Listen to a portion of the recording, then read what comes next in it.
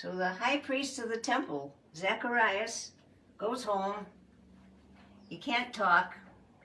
The angel Gabriel had told him that he wouldn't be able to talk until the baby was born. And sure enough, that was the case.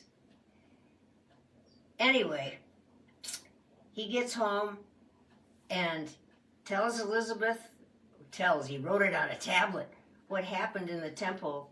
And Elizabeth said, I know already, I know.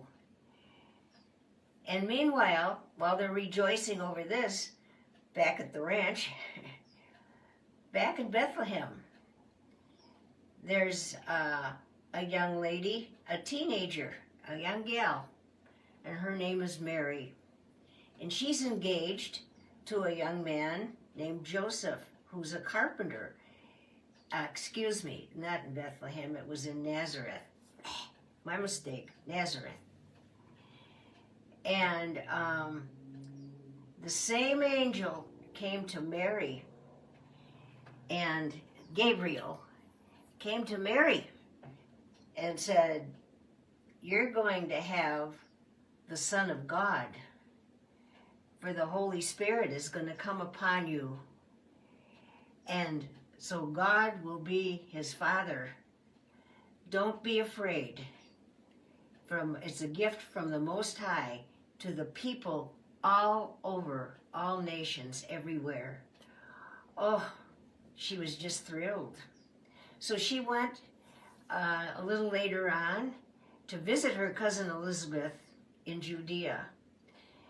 And Elizabeth already knew all about Mary, and it says that the baby, Elizabeth was still pregnant.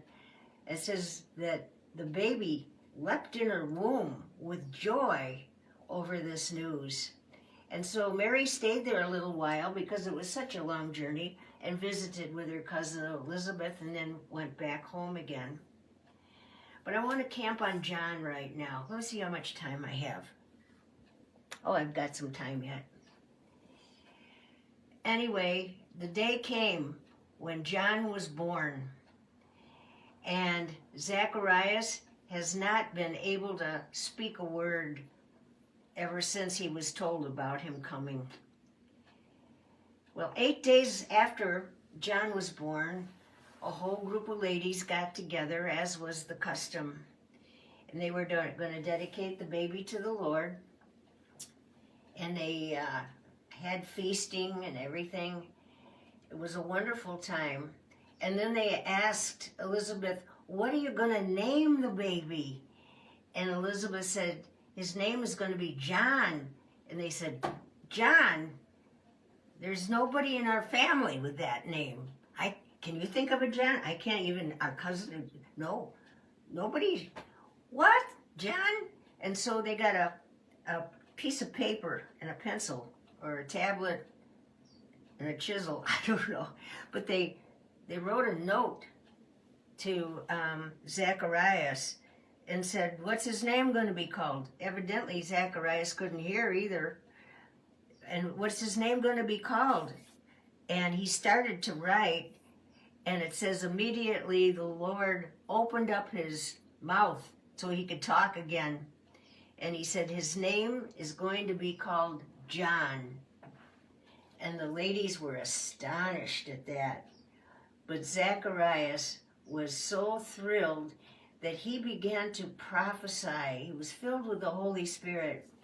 And the Lord, and you can read it, and I'll put the reference at the bottom, but he knew that John was going to be a forerunner of Jesus Christ. It says in the scriptures that he said that this child shall be as a horn that's lifted up to the people. Well, a horn made an announcement to the people, and John was going to be the forerunner of Jesus, announcing that Jesus is coming soon. Well, he is coming soon. If Mary was expecting Jesus. But he wrote a beautiful prophecy because he said, this is what God told Abraham so many years ago, that a baby would be born that would be the king of all nations. And Zacharias knew it. This is it. This is John. And later becomes known as John the Baptist, Jesus' cousin. They're second cousins, actually. So I'm going to leave it off there. But John has been born. And I'm going to do another story soon. Bye-bye.